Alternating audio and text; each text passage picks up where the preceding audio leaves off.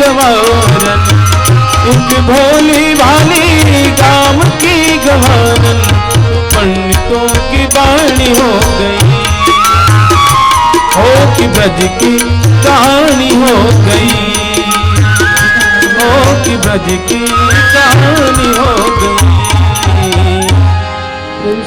पूज्य व्यास जी भगवान की जय, पूज्य व्यास जी भगवान की जय, भगवान की जय। धर्म की जय हो, धर्म की जय हो, धर्म की जय हो, अधर्म का नाश हो, प्राणियों में सद्भावना हो, विश्व का कल्याण हो, विश्व का कल्याण हो। पूज्य व्यास जी भगवान की, पूज्य व्यास जी भगवान की जय। परम पूज्य द्यौः शान्तिरन्तरिक्षगं शान्तिः पृथिवी शान्तिरापः शान्तिरोषधयः शान्तिः वनस्पतयः शान्तिर्विश्वे देवाः शान्तिब्रह्मशान्तिः सर्वगुं शान्तिः शान्तिरेव शान्तिः श्यामा शान्तिरेधि यतो यतः शमीहसे ततो नो अभयं कुरु सन्नः गुरुप्रजाभ्यो भयं नः वसुभ्यः सुशान्तिर्भवतु। श्रीमन्महागणाधिपतये नमः। श्रीलक्ष्मीनारायणाभ्यां नमः। उमामहेश्वराभ्यां नमः। वाणी हिरण्यगर्भाभ्यां नमः। शचीपुरन्दराभ्यां नमः। मातृपितृगुरुचरणकमलेभ्यो नमः। इष्टदेवताभ्यो नमः। कुलदेवताभ्यो नमः। ग्रामदेवताभ्यो नमः। स्थानदेवताभ्यो नमः। वास्तुदेवताभ्यो नमः। सर्वेभ्यो देवेभ्यो नमः। सर्वाभ्यो देवीभ्यो नमः। सर्वेभ्यो ब्राह्मणेभ्यो नमः। सिद्धिबुद्धिसहिताय श्रीमन्महागणाधिपतये नमः। श्रीमङ्गलमूर्तये नमः। पुनातु ओं पुण्डरीकाक्षः पुनातु पुनातु पुण्डरीकाक्षः हस्ते पुष्पाणि गृहीत्वा ध्यानं कुर्यात्।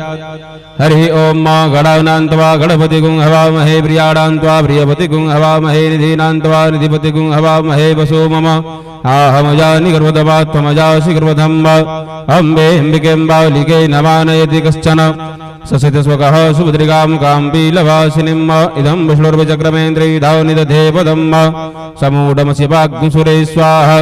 श्रीश्च ते लक्ष्मीश्चग्नवहौ रात्रे पार्श्वे नक्षत्राणि रूपमसिनौ व्यातम् ईशन्निखाण मुम्बै खाण सर्वलोकं मयि खाण।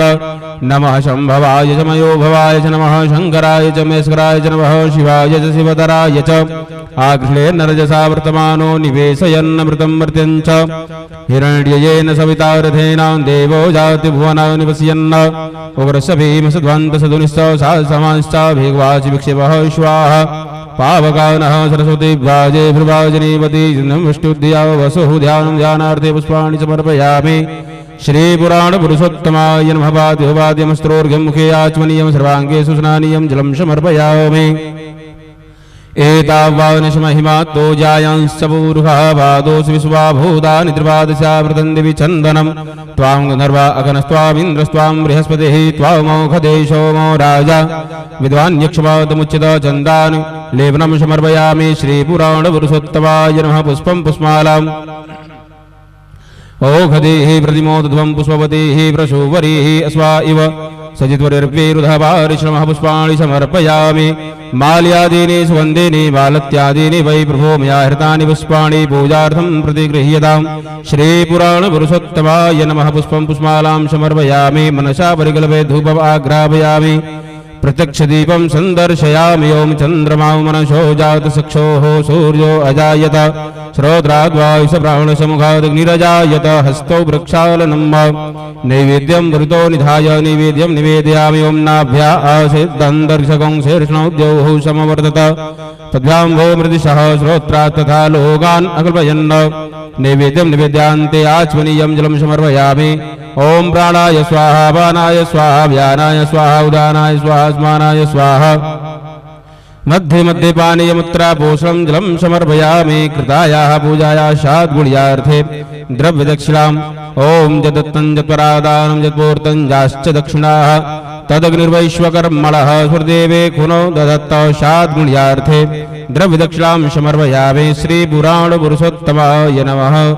हस्ते पुष्पाणि गृहीत्वा प्रार्थनामन्त्रपुष्पाञ्जलिं ध्येयः सदा सवितृमण्डलमध्यवर्तिः नारायणः सरसिजासनसन्निविष्टः केयूरवान्मकरकुण्डलवान् किरीटे हारे हिरण्यमय वपुः धृतिशङ्खचक्रः नीलाम्बुजश्यामलकोमलाङ्गं शीताशमारोपितवामभागं पाणौ महाशायकचारुचापं नमामि रामं रघुवंशनाथम् ओम जज्ञेन जज्ञमय जन्तदेवास्तानि धर्माणि प्रथमान्यासन्न ते हनकं महिमानः ससन्त यत्र पूर्वे साध्याः सन्ति देवाः प्रार्थनापूर्वकं मन्त्रपुष्पाञ्जलिः समर्पयामि श्री पुराण पुरुषोत्तमाय नमः। श्री व्यास जी महाराज का पूजन करेंगे। अखंड मंडलाकारं व्याप्तं येन चराचरं तत्पदं दर्शितं येन तस्मै श्री गुरुवे नमः। व्यासपीठ की परिक्रमा कर लेंगे। यानि कानि च पापानि जन्मान्तरकृतानि च तानि शर्माणि नश्यन्तु प्रदक्षिणपदे पदे। जय जय श्री राधे। बोलिए श्री हनुमान जी महाराज की जय।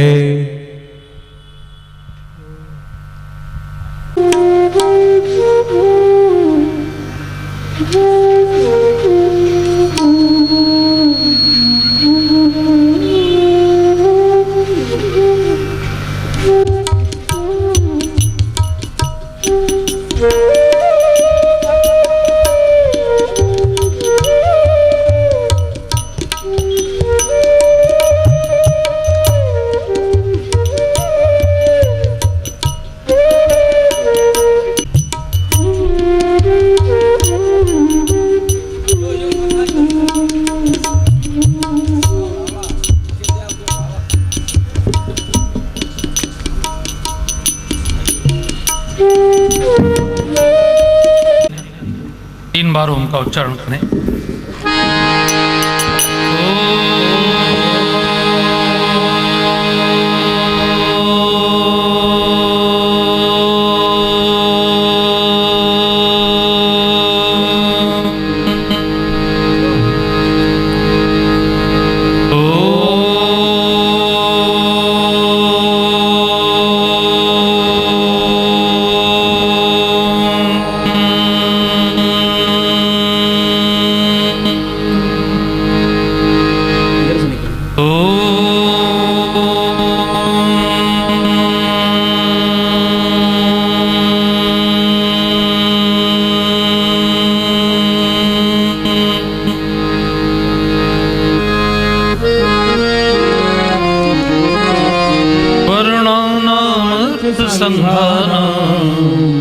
रसानां छन्दसामपि मङ्गलानां च कर्तारो वन्दे वाणी विनायको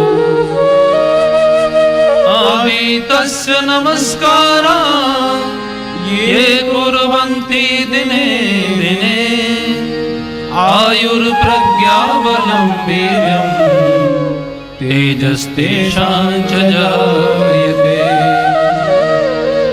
कर्पूरगौरं करुणावतारं संसारसारं भुजगेन्द्रहारं सदा वसन्तं हृदयारविन्दे भवं भवानी सहितं नमामि।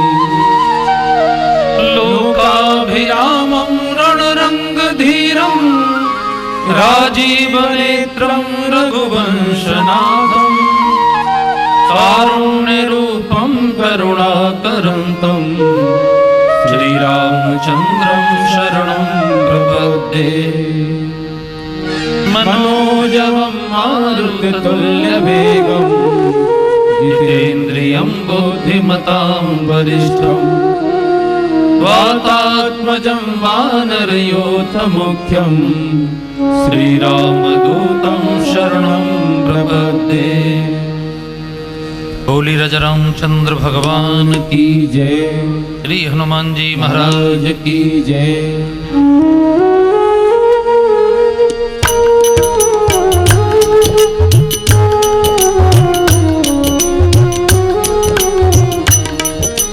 श्री गुरु चरण सरोज रज निज मन मुकुर सुधार वरनौ रघुबर विमल यश जोदायक फलचार।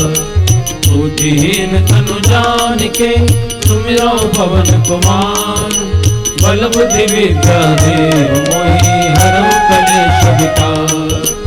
ओ समदीन नदीन हित तुम समान रघुबीर अस विचार रघुवंश बने हरहु विषम भव भी। राधा मेरी स्वामिनी मैं राधे को दास, जन्म जन्म मोहि दीजियो श्री वृंदावन वास।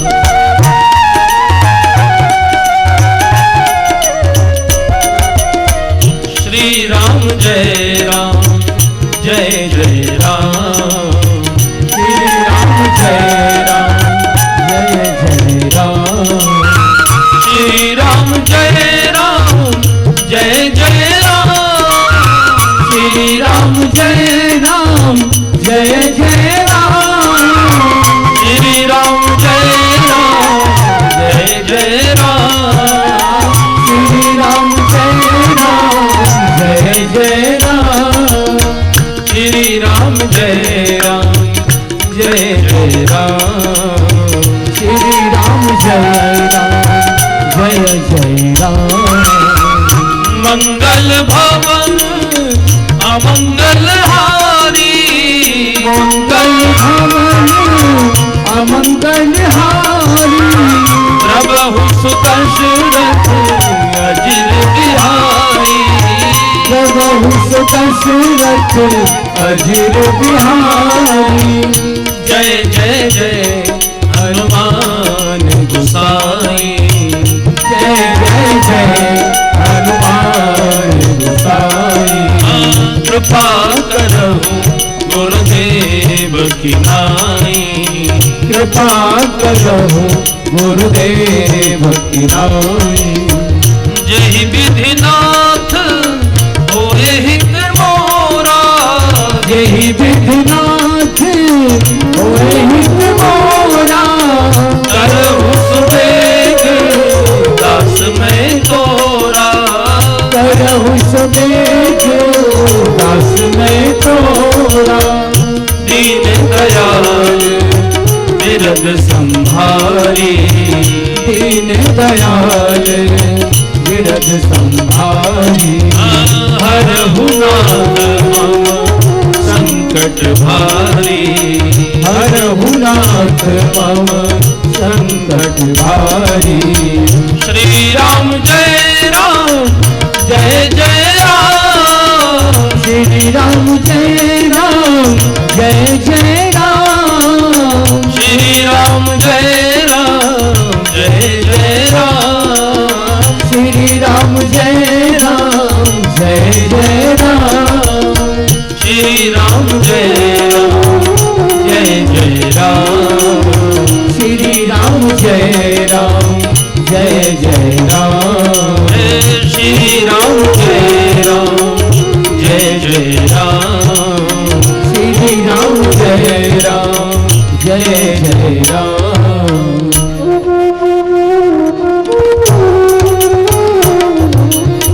सादर शिव ही नाई अब माता, सादर शिव ही नाई अब माता, वरनम विशद राम गुण गाथा।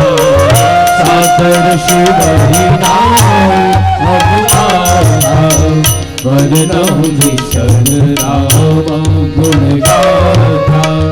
जय जय गिरिवर राज किशोरी, जय जय गिरिवर राज किशोरी, जय महेश मुख चंद्र चकोरी, जय महेश मुख चंद्र चकोरी, जय गज बदन शरणानंद माता, जय गज बदन शरणानंद माता। जगत जननी दामिनी स्तुति गाता, जय गज बदन शरणानंद माता, जगत जननी दामिनी स्तुति गाता। राम कथा कली कामद गाई, राम कथा कली कामद गाई, सुजन सजीवन मोहि सुहाई, सुजन सजीवन मोहि सुहाई। मंगल भवन अमंगल अमंगल हारी। उमा सहित जेहि जपत पुरारी। मंगल भवन अमंगल हारी। उमा सहित जेहि जपत पुरारी। गुरु पितु मातु महेश भवानी। गुरु पितु मातु महेश भवानी। प्रणवो दीन बंधु दिन दानी। प्रणवहु दीन बंधु दिन दानी। सादर शिव ही नाई अब माथा। बरनहु विशद राम गुण गाथा। सादर शिव ही नाई अब माथा।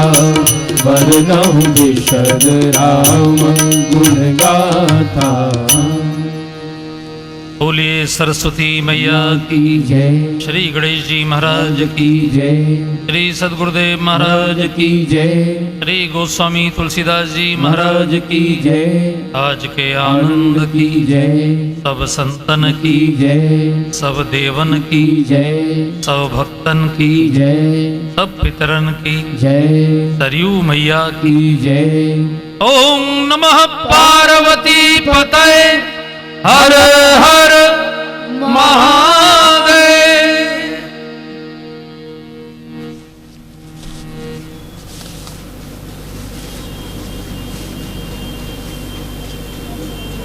आदर प्रणाम करते हुए से कथा का आज 5वां पुष्प भगवान के चरणों में हम लोग समर्पित करेंगे। आज कथा का मध्य है। आज के बाद उल्टी गिनती शुरू हो जाएगी। 4 दिन बचेंगे। ये आज 5वां दिन है और अयोध्या कांड में प्रवेश हो रहा। ये आप सब जानते हैं कि मानस के 7 कांड हैं और इसमें संतों ने ऐसी कल्पना की है कि बालकांड मानस के वृक्ष की जड़ है, अयोध्या कांड उसका तना है, अरण्य कांड उसकी शाखाएं हैं, किष्किंधा कांड उसके पत्ते हैं, सुंदर कांड उनका सुंदर सा फूल है, लंका कांड उसका फल है और उत्तर कांड उस फल का मीठा मीठा रस है। ऐसे इन 7 कांडों की अनुभूति की है, कल्पना की है। इसमें वृक्ष के लंबे समय तक टिके रहने का कारण उसकी जड़ और उसका तना होता है। इसलिए आप देखिए दोनों इतने मजबूत हैं कि जितने दोहों का तना है उससे ज्यादा दोहों की जड़ है। यानी बालकांड 362 दोहों का है और अयोध्या कांड 350 के लगभग दोहों का है। तो ये हमारे लिए भी एक संदेश है कि जिस व्यक्ति का बचपन, जैसे यहाँ बच्चे भी बैठे हैं, हमारी नई पीढ़ी बैठी है कथा सुनने, तो बचपन जितना अधिक संस्कारित होगा, युवावस्था जितनी अच्छी होगी, वो व्यक्ति उतने लंबे समय चिरकाल तक अमर रहता है। भगवान राम के बचपन की ये सौभाग्य है कि उनको 2 ऋषियों के साथ रहने का सौभाग्य मिला, गुरु वशिष्ठ जी और गुरु विश्वामित्र जी। तो अब अयोध्या कांड प्रारंभ हो रहा है और इसमें गोस्वामी तुलसीदास जी जो पहला दोहा लिख रहे हैं वो मन पर लिख रहे हैं, मन पर, और वो पूरे रामायण का सबसे प्रसिद्ध दोहा है। जैसे बच्चे बच्चे को एक चौपाई याद है कि मंगल भवन अमंगल हारी, ऐसी बच्चे बच्चे को भारत में एक दोहा याद है कि श्री गुरु चरण सरोज रज निज मन मुकुर सुधा बरनऊ रघुबर विमल यश जोदायक फल चार। ये कौन से कांड का दोहा है? अयोध्या कांड का बिल्कुल प्रथम दोहा है, शुरुआत है। लोगों ने पूछा गोस्वामी जी जब आपने बालकांड शुरू किया था तो आपने पहली चौपाई में भी गुरु के चरणों की रज का पूजन किया था। आपने कहा था बंदऊ गुरुपद पदुम परागा। तो जब आपने गुरु के चरणों की रज का पूजन कर लिया तो अब आप फिर से श्री गुरु चरण सरोज रज क्यों कर रहे हैं? गोस्वामी जी ने कहा कि उस समय में बच्चा था, अब युवा हो गया हूं। वो बालकांड की शुरुआत थी। बालकांड में भी गुरु का सानिध्य मिल जाए, गुरु का मार्गदर्शन ज्ञान मिल जाए तो बच्चे का जो आंख की चंचलता है वो शांत हो जाती है, क्योंकि बच्चा मन से शुद्ध होता है, उसकी आंखें चंचल होती है। अब वो गुब्बारे देखेगा तो गुब्बारे मांगेगा, खिलौने देखेगा तो खिलौने मांगेगा, कुरकुरे देखेगा तो कुरकुरे, चॉकलेट देखेगा तो चॉकलेट, कोल्ड ड्रिंक देखेगा तो कोल्ड ड्रिंक। अब उसको ये थोड़ी पता है कि जाड़े में कोल्ड ड्रिंक पीने से तबीयत खराब हो जाएगी। उसे तो जिसने सरयू मां का जल पिया है वो राम का विरोधी नहीं हो सकता। अयोध्या में एकमात्र ये ऐसी प्राणी मंथरा है जो कैकेयी के साथ दहेज में आई है, जो कैकेयी को अपनी पुत्री मानती है। ना तो वो अयोध्या में जन्मी है और ना उसने कभी अयोध्या का जल पिया। उसके लिए बिस्लरी वाले अलग से मिनरल वाटर भेजते थे, क्योंकि वो बेटी के घर का पानी नहीं पीती थी। और मंथरा ने कैकेयी की बुद्धि को बिगाड़ दिया, ये भी आप सब जानते हैं। मंथरा को अयोध्या कांड में लोभ कहा गया है। कैकेयी मां राम जी को बहुत प्रेम करती है, लेकिन मंथरा ने उनकी बुद्धि को ऐसे घुमाया, क्योंकि कहीं ना कहीं मूल में उसने संस्कार को पकड़ लिया कि इनके मन में भी भेद बुद्धि है।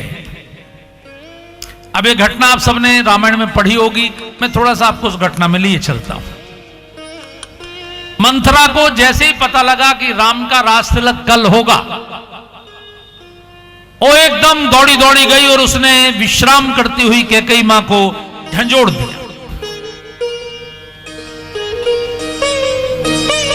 अब इतनी बड़ी वीआईपी रानी जो दोपहर का भोजन करके विश्राम कर रही थी, उसको मंथरा ने पकड़ के ऐसे हिला दिया। अरे जो सोबत है सो खोबत। एकदम रानी उठकर बैठी। उन्होंने पूछा, क्या हुआ मंथरा, मेरा राम तो ठीक है ना?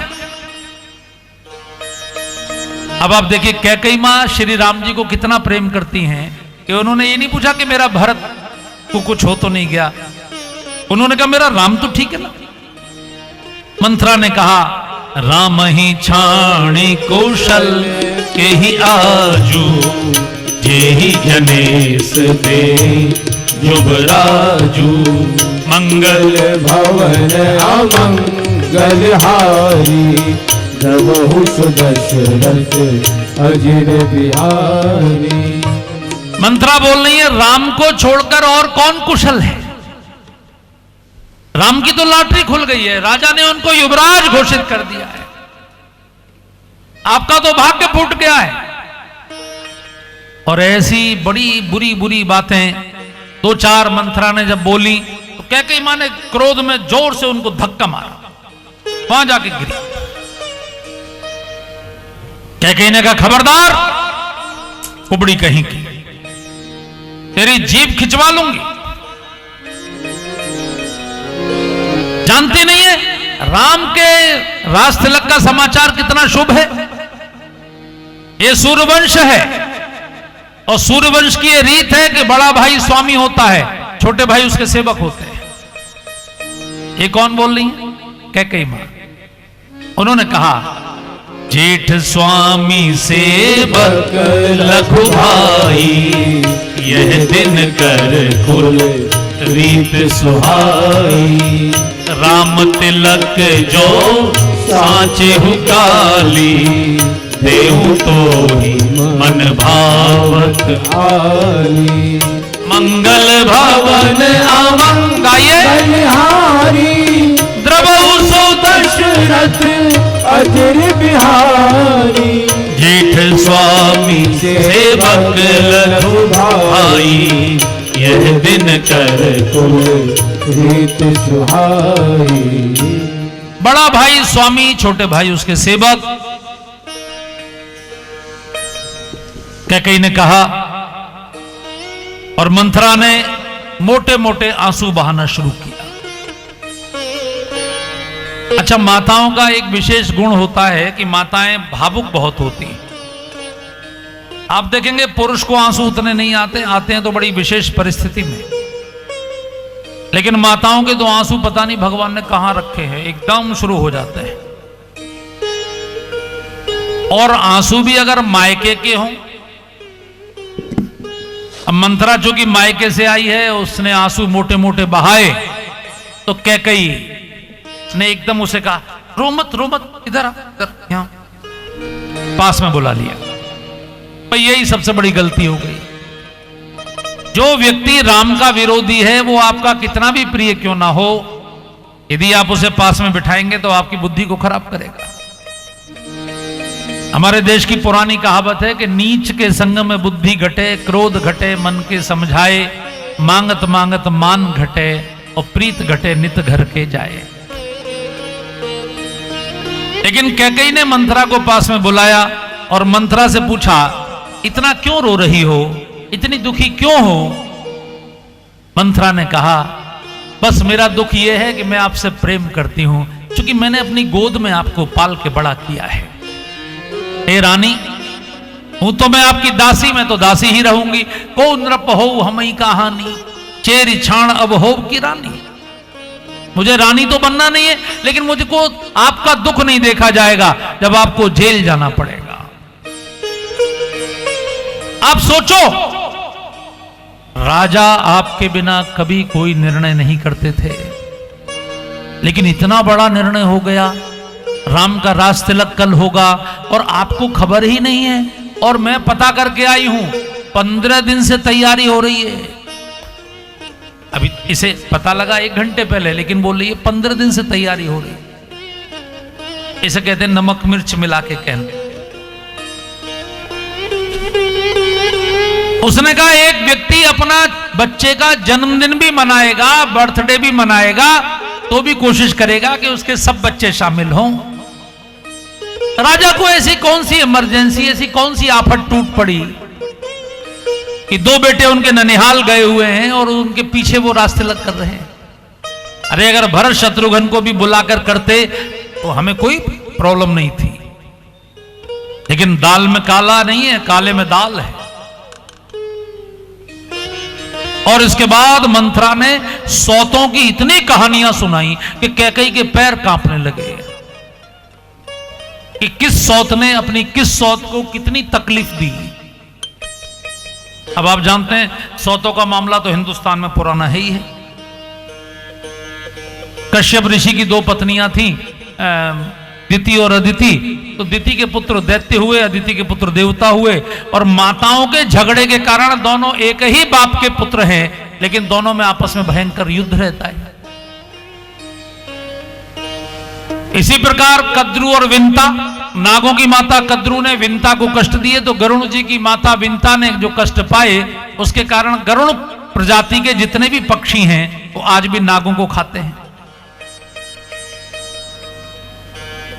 तो बहुत सारी सौतों की कथाएं मंथरा ने सुनाई। आपके इधर इलाके में इधर अब तो सौतें नहीं होती होंगी।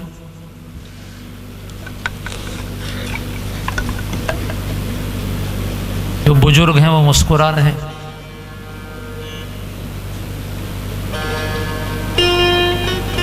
अब तो दूसरा कानून संशोधन हो गया है, एक पत्नी व्रत का कानून हो गया है। लेकिन पुराने जमाने में जब लोगों की कई कई शादियां हो जाती थी तो बड़ा झगड़ा घर में होता था। हमारे यहां कहावत है, कांटा बुरा बबूल का। कैसे, आपको याद है? उसी में सौत बुरी है चून की। पंडाल में जरूर किसी ना किसी महापुरुष को ये कहावत याद होगी। अच्छा चलो मैं कल बताऊंगा, लेकिन उसका एक भाग बताता हूं। सौत बुरी है चून की, यानी आटे की भी सौत बुरी होती है, ऐसी भारत में कहावत है। मैंने एक पंडित जी से पूछा ये कहावत कैसे बनी। उन्होंने कहा, एक सज्जन की 2 पत्नियां थी, बड़ी भयंकर लड़ाई दोनों में होती थी। उन्होंने एक बार दोनों को बिठा के मीटिंग करके कहा कि देखो, घर में अशांति रहना अच्छा नहीं है, देवी की पूजा शांति में होनी चाहिए, इसलिए नवरात्र जब आया करें तो पहले नवरात्र में पहली पत्नी मायके जाएगी, दूसरे नवरात्र में दूसरी पत्नी मायके जाएगी, तो 15 दिन घर में शांति रहेगी। तो पहली पत्नी मायके चली गई। अब दूसरी को मौका मिल गया तो उसने दिन भर अपनी सौत के मायके जाने के बाद दिन भर उसे गालियां दी, और इसका गला सूख जाए तो फिर पानी पिए, फिर गाली दे। फिर भी मन नहीं भरा तो रात को जब भोजन बनाने बैठी तो इन्होंने आटा गूंथ के आटे की एक मोटी सी लोई बनाई और उसकी एक सौत बनाई, और उस सौत को चकले पर रखकर जब बेलन उठाया तो उसके पैरों से तोड़ना शुरू किया और सिर तक तोड़ा। धाड़ धाड़ धाड़ धाड़, गाली दे फिर मारे, गाली दे फिर मारे, तो भी इसका मन नहीं भरा। इसने कई बार उसे बनाया, कई बार उसे तोड़ा। फिर इसने कहा ला सौत में तुझ में आज नमक और मिर्च भरूंगी। अब पुराने जमाने में जो नमक था वो पिसा हुआ तो होता नहीं था, वो मोटा नमक था डेली वाला, वो नमक भरा गया, मिर्च भरी गई। फिर भी इसका मन नहीं भरा। इसने कहा ला सौत आज मैं तेरा अंतिम संस्कार ही करूं।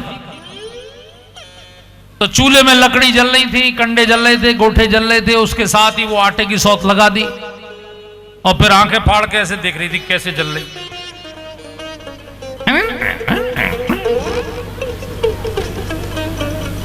अचानक वो जलती हुई सौत में से एक नमक की डली कड़की और इसकी आंख में घुस गई। एक आंख फूट गई, कानी हो गई। तो उसी दिन से कहावत बन गई कि सौत बुरी है चून की, अर्थात आटे की सौत भी जब अपनी सौत को काना कर सकती है तो सचमुच की भला क्या करती हो। इसलिए सावधान, इनकी तो आंख से ही बीतेगी लेकिन आपकी, राजा दशरथ की तो प्राणों से ही बीती।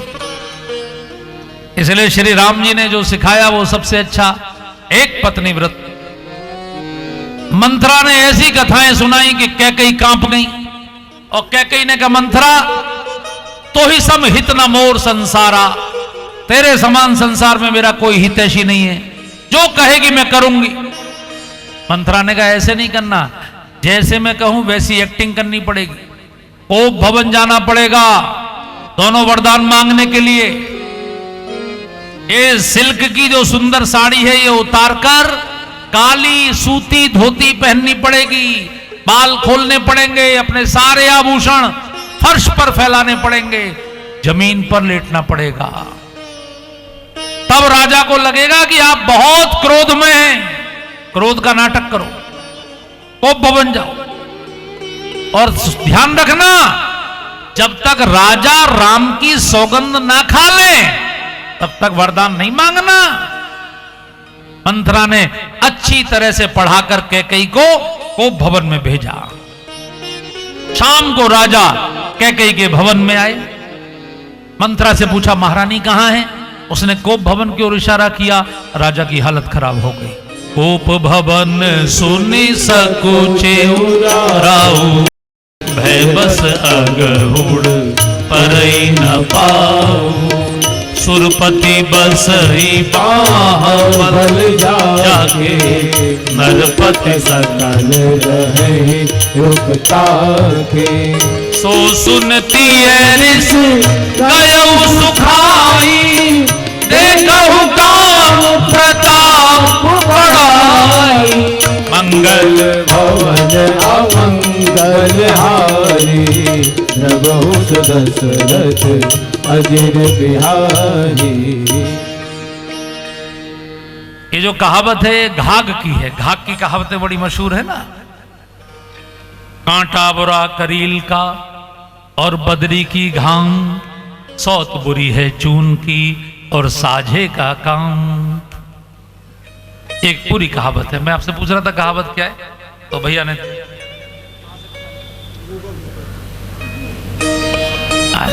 इन्होंने गूगल गुरु से पूछा। आजकल गूगल भी बड़े गुरु हैं, उनके पास सब प्रश्नों का उत्तर है।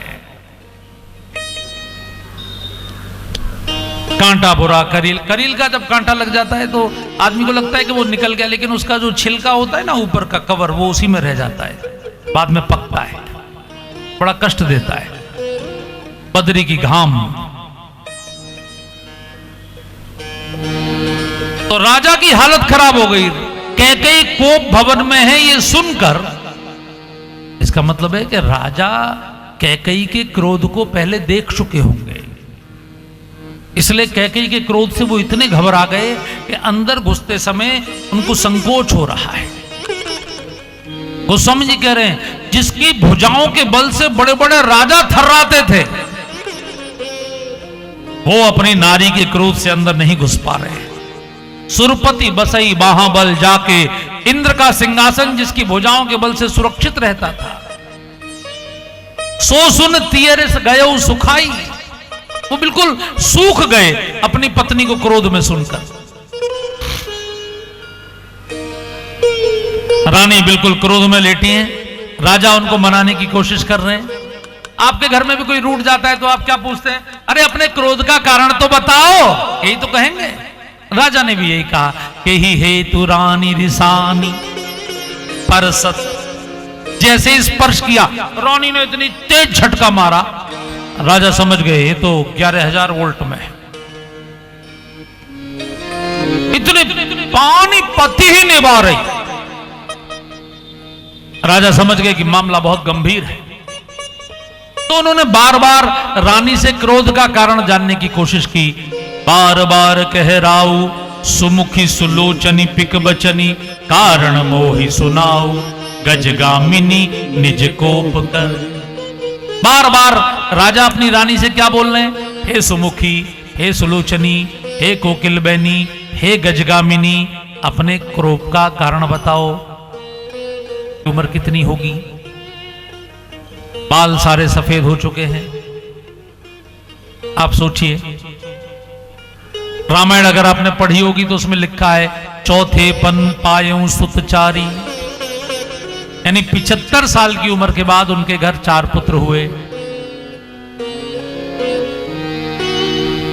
बच्चों की शादी हो गई यानी 100 साल, 12 साल शादी को हो गए यानी 112 साल। अगर कम से कम 112 साल के भी राजा साहब हैं तो उनकी पत्नी कितनी भी कम आयु की होंगी, 90 साल की तो होंगी, 10-20 साल छोटी होंगी। अब कोई 100 वर्ष के बूढ़े सज्जन अपनी 90 साल की बूढ़ी पत्नी से कहें हे सुमुखी, जिनके दांत निकल चुके हों, मुख पोपला हो गया हो, उनसे कहें हे सुमुखी, जिनकी आंखों में दोनों में मोतियाबिंद पक गया हो, उनसे कहें हे सुलोचनी, और जब दांत पोपले हो जाते हैं तो मुंह से हवा भी निकल जाती है, उनसे कहें हे कोकिल बहनी। घुटनों में दर्द, कमर में दर्द, तमाम प्रकार की दिक्कतें बुढ़ापे में, उनसे कहें हे गजगामिनी। तो कैसा लगेगा? अब ये शब्द भी अच्छे लगते हैं, लेकिन इनकी एक अलग आयु है। अब वो राजा जो अभी अभी संन्यास लेने की सोच रहे थे, वो अब ऐसी बात बोल रहे। बार बार कह राऊ सुमुखी सुलोचनी पिक बचनी। गोस्वामी जी को यह भाषा अच्छी नहीं लगी। गोस्वामी जी ने तय कर लिया अब राम यहां नहीं रहेंगे, क्योंकि मंथरा में लोभ, कैकेयी में क्रोध, दशरथ जी में काम। तो काम, क्रोध, लोभ जब तीनों एक जगह इकट्ठे हो गए तो वहां भक्ति, ज्ञान और वैराग्य नहीं रुक सकते, वो तो जाएंगे ही। सीताराम लक्ष्मण कहां रुके? रानी समझ गई कि राजा अब मेरे वश में। रानी ने कहा आप मीठी बातें बोलते रहते हैं, लेते देते कभी कुछ नहीं, मेरे 2 वरदान। राजा ने कहा 4 मांग। रानी ने कहा हमें भरोसा नहीं है कि आप देंगे। तब राजा ने कहा रघुकुल रीत सदा चली आई, प्राण जाई पर वचन न जाई। रघुकुल रीत सदा चली आई, प्राण जाए पर वचन न जाई। रघुकुल की रीत का वास्ता दिया। रानी ने फिर भी कह दिया मुझे भरोसा नहीं है। तब राजा ने राम की सौगंध खाई, और राम की सौगंध खाते ही फंस गए। और फिर उसके बाद ऐसा कौन है आप में से जो इस विषय को नहीं जानता? हमारे यहाँ कहा गया भैया, बिना विचारे जो करे सो पाछे पछताए, काम बिगाड़े आपनो जग में होए हंसाए। कोरे कागज पर आप साइन करेंगे तो दिक्कत तो हो सकती है। अब राजा ने बिना जाने राम की सौगंध खा ली। अब रानी ने वरदान मांग लिया, भरत का तिलक, राम का वनवास, तो राजा पछता रहे। अब समझाने की कोशिश कर रहे हैं। कहु तजी रोष राम अपराधो, सब कोई कहे राम शुठ साधु। जासु स्वभाव अरि अनुकूला, सो किम करहि मातु प्रतिकूला। जासु स्वभाव हरि अनुकूला, जासु स्वभाव हरि अनुकूला। राजा ने कहा, जिनका स्वभाव उनके दुश्मनों को भी प्रिय है, उनकी मां उनसे कैसे नाराज हो गई। मेरा राम तो साधु है रानी। रानी ने कहा, साधु है इसीलिए तो वन में भेज रही हूं, साधु का महल में क्या काम है। बहुत समझाने की कोशिश की, जब रानी नहीं मानी तो देखिए, जो समझदार लोग होते हैं वो क्या करते हैं कि जब सारा जा रहा हो तो आधा बचा लो। तो राजा ने कहा कि मैं कल सवेरा होते ही भरत के राजतिलक की घोषणा कर दूंगा, आपका पहला वरदान मानता हूं, लेकिन दूसरा मत मानना। राम ने क्या बिगाड़ा है, राम को क्यों वन भेज रही हो, राम को रहने दो घर पर। रानी ने कहा, अगर सवेरा होते ही राम वन नहीं गए तो मैं महल की छत से कूदकर आत्महत्या करूं और पूरे संसार में रघुकुल की नाक कट जाएगी। इतने जिद पर रानी उतर आई। पूरे संसार में रघुकुल की नाक कट जाएगी। होत प्रात मुनि वेश धर, जो न राम बन जाहि, मोर मरण राव रजस, नृप समुझिए मन माहि। राजा ने कहा, तेरे सिर पर एक ऐसा पिशाच आकर बैठ गया है जो मेरा प्राण लेकर जाए। लागे तो ही पिशाच जिमी काल कहावत मोर। तू विधवा हो जाएगी, क्योंकि मैं राम के बिना जी नहीं पाऊंगा। जीवन मोर राम बिनु नाही। लेकिन रानी ने जिद पकड़ ली। उसने कहा, अच्छा, भरत के बिना जीवित रह सकते हो, राम के बिना जीवित नहीं रह सकते। बच्चों में भेद करते हो। मुझसे शादी नहीं की थी आपने, भरत आपका बेटा नहीं क्या? ये नियम है कि भगवान जिसको दुख देते हैं उसकी बुद्धि को हर लेते हैं। प्रभु जाको दारुण दुख दे ही, ताकि मति पहले हर दे। इस बात को मंथरा ने पकड़ लिया था। जब कैकेयी ने मंथरा को डांटा था तो कैकेयी ने साथ में यह भी कहा था कि मंथरा तू जानती है मैं राम को भरत से भी ज्यादा प्रेम करती हूं, लेकिन मुझे भगवान से बस एक शिकायत है। मंथरा के कान खड़े हो गए, इसको भगवान से क्या शिकायत है? कैकेयी ने कहा मुझे भगवान से यह शिकायत है कि भगवान ने राम को मेरी कोख से जन्म नहीं दिया, कौशल्या की कोख से जन्म दिया। मंथरा ने इसी विषय को पकड़ लिया, इसके मन में भेद बुद्धि है।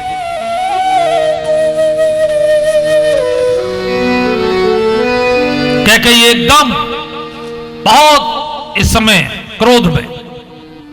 राजा दशरथ ने समझाने की कोशिश की, नहीं मानी तो अपना आदमी क्या करेगा? आप अपने जो लोग होते हैं उनका कुछ नहीं कर सकते। एक शायर ने कहा कि वो मेरे खून का प्यासा है, क्या किया जाए? और उसी से खून का रिश्ता है, क्या किया जाए? ये रघुवंशी हैं, उन्होंने अपना सिर दे के मारा, बेहोश हो गए, खून के फव्वारे छूट गए। सवेरे आके भगवान राम ने अपने पिता की हालत देखी, एकदम बेहोश पड़े, माथे पर चोट का निशान है, मां पास में बैठी हैं। मां से पूछा, पिताजी को क्या हो गया मां? मां ने कहा, सुनहु राम सब कारण एहू, राजही तुम पर अधिक स्नेह। बच्चों में भी ये भेदभाव करते हैं, इसलिए इनकी ऐसी हालत हुई है। ये आपको अधिक प्रेम करते हैं, बाकी बच्चों को कम प्रेम करते हैं, इसलिए इनकी ये हालत हुई है। और उसके बाद कैकेयी ने बहुत कठोर वाणी में वो सारी घटना सुना दी जो रात हुई थी, और उपदेश भी कर दिया कि जैसे राजा मोरध्वज ने अपने पुत्र को काट दिया था, जैसे महाराज शिवी ने, जैसे महाराज हरिश्चंद्र ने। देखिए किन किन के नाम ले रही हैं कैकेयी, शिव दधीचि हरिचंद्र नरेशा, सहे धर्म हित कोटि कलेसा। पुत्र का कर्तव्य है कि वो धर्म का पालन करे, पिता के वचन को पूर्ण करे। मैंने आपके पिता से ये वचन मांगे हैं, उनको पूर्ण करना आपकी जिम्मेदारी है। और कोई होता तो उसके चेहरे पर कैसा भाव आता। लेकिन यहां पंडाल में जितने भक्त बैठे हैं उनसे मैं निवेदन करूंगा, एक सेकंड के लिए आप राम जी के चेहरे का ध्यान करिए। भगवान का चेहरा हमेशा मुस्कुराता हुआ, हमेशा मंगलमय। भगवान के चेहरे का ध्यान करिए और अपने जीवन के बारे में सोचिए कि अगर हमारे जीवन में इस प्रकार की परिस्थिति कभी आए तो हमारा चेहरा कैसा हो जाता है।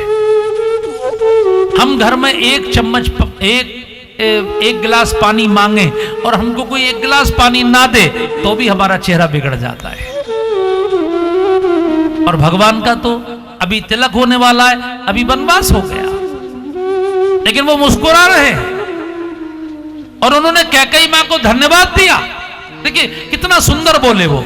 एक बार मेरे साथ सब लोग दोहरा दीजिए, बोलिए। मुनिगण मिलन विशेष हित, सब ही भांति भल मोर, तेहि मह पितुआयसु बहुरी, सम्मत जननी तोर।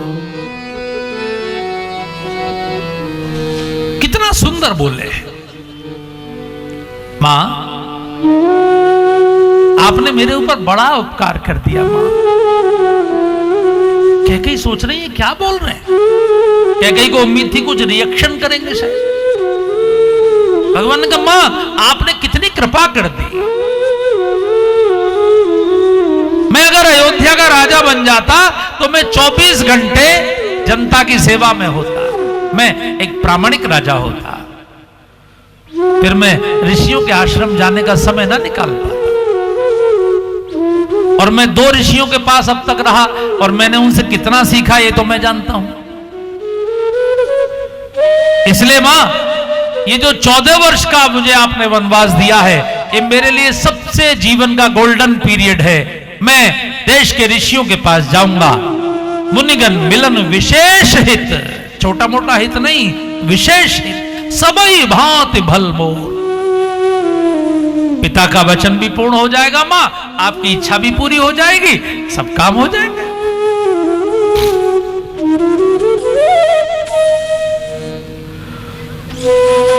भगवान राम कह रहे हैं कि ना तो मैं अगस्त के पास रह पाया, ना भरद्वाज जी के पास, ना वाल्मीकि जी के पास, ना अत्रि जी के पास। अब ये जो 14 वर्ष आपने दिए इसका सदुपयोग करो, क्योंकि राज सिंहासन तो थोड़े से पुण्यों से मिल जाता है, लेकिन संत का संग तो बहुत सारे पुण्यों से प्राप्त होता है। पुण्य पुंज बिनु मिले ही न संता। राम जी खड़े हैं, बहुत मंगल में उनका मुखमंडल है। भगवान की इस छवि पे बलिहारी जाते हैं हम लोग। और हम अगर राम जी के भक्त हैं तो मैं आज आपसे अपने मन की एक बात कहना चाहता हूं, ध्यान से सुनिए। मैं भी बहुत दिनों से कथा करता हूं, बहुत दुनिया को देख रहा हूं, 30 वर्षों से पिछले घूम रहा हूं लगातार पूरे देश में विदेशों में। ये ध्यान रखिए कि जीवन में परिस्थिति आपको बता के थोड़ी आएगी। कोई स्थिति जीवन में आती है हमको बता के थोड़ी आती है।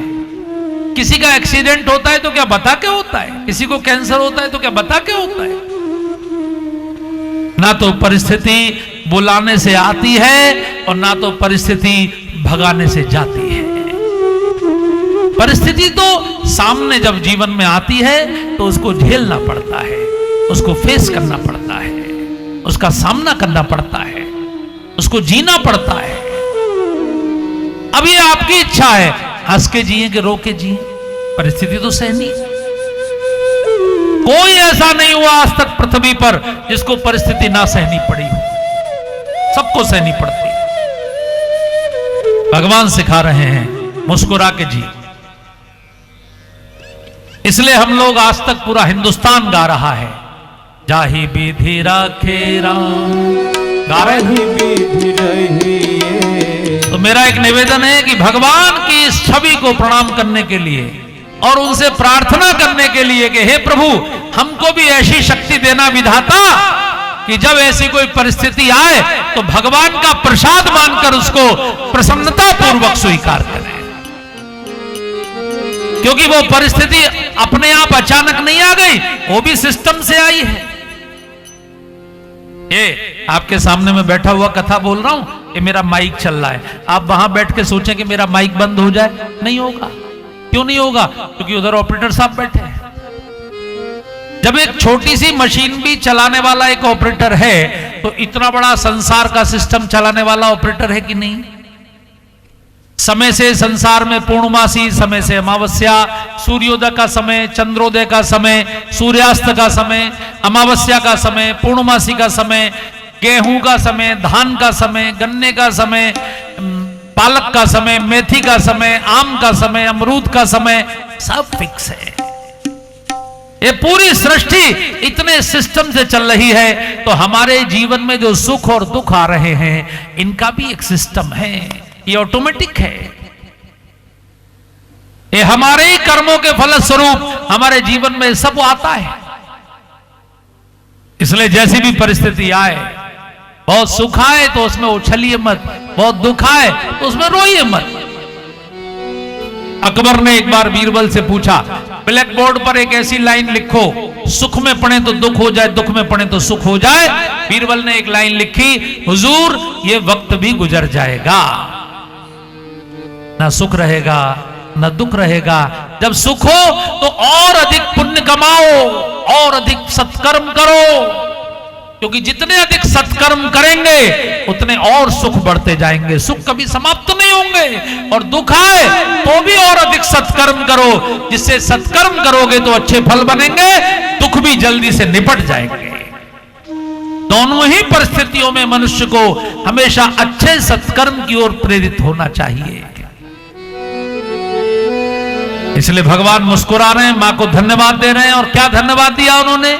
सुन जननी सोई सुत बड़ भागी, जो पितु मातु चरण अनुरागी, तनय मातु पितु पोषण हारा, दुर्लभ जननी सकल संसार, मंगल भवन अमंगल हारी, द्रवहु सुदशरथ अधीर बिहारी। भगवान ने कहा सबसे बड़ा भाग्यवान वो होता है जो माता पिता के वचनों में पूरी निष्ठा रखता है। ऐसा बालक दुर्लभ होता है। आप मुझे बताइए, भगवान ने कहा सुत बड़ भागी, इस संसार में सबसे बड़ भागी बेटा कौन हुआ? आप पूरे संसार का सर्वे कर लीजिए, राम से बड़ा किसी का नाम हुआ? एक कवि ने कहा कि राम बन गए तो बन गए, राम बन गए तो राम बन गए। राम बन नहीं गए होते तो आज उनकी कथा थोड़ी गाई जा रही होती। उन्होंने अपनी मां से ये नहीं पूछा कि मेरी गलती क्या है। माता पिता के वचनों में प्रश्न का कोई मतलब नहीं है। ये भगवान बोल रहे हैं, इसलिए मैं आपसे निवेदन करूंगा कि परिस्थिति की चिंता मत करिए, वो आएगी जाएगी, वो फेस करनी पड़ेगी, लेकिन मुस्कुरा के फेस करिए और भगवान श्री राम के इस मंगल में मुखमंडल को अपने हृदय में धारण करिए और अब संकल्प करिए कि हम भी हर परिस्थिति में हमेशा मुस्कुराते रहें और हमेशा गाते रहें।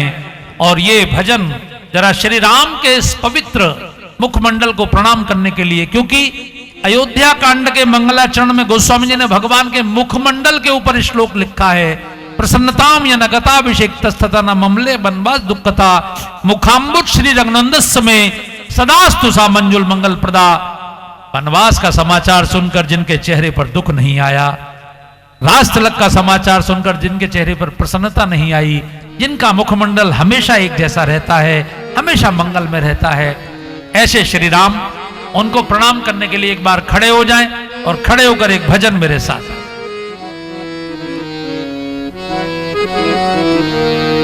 जिसमें तेरी रजा है राजी है हम उसी में, जिसमें तेरी रजा है। सारे जहां के मालिक तेरा ही आसरा है। सारे जहां के मालिक तेरा ही आसरा है। ए राजी है हम उसी में, जिसमें तेरी रजा है। राजी सब गाइएगा। हम उसी में, जिसमें तेरी रजा है।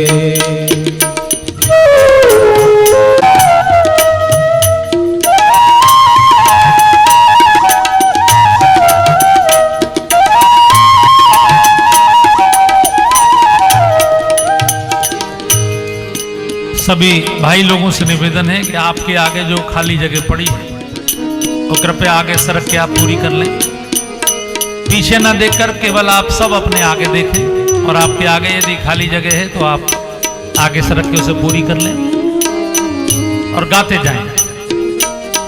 रोकर जिए या हंस कर जीते हैं जिंदगानी, रोकर जिए या हंस कर जीते हैं जिंदगानी। तू गम दे या खुशी दे सब तेरी मेहरबानी। तू गम दे या खुशी दे सब तेरी मेहरबानी। सब तेरी मेहरबानी, तेरी खुशी समझ सब गम भुला दिया। तेरी खुशी समझ कर सब गम भुला दिया है। तेरा जी है हम उसी में, जिसमें तेरी रजा है। तेरा जी है हम उसी में, जिसमें तेरी रजा है। सारे जहां के मालिक तेरा ही आसरा है। सारे जहां के मालिक तेरा ही आसरा है। सबकी ताली।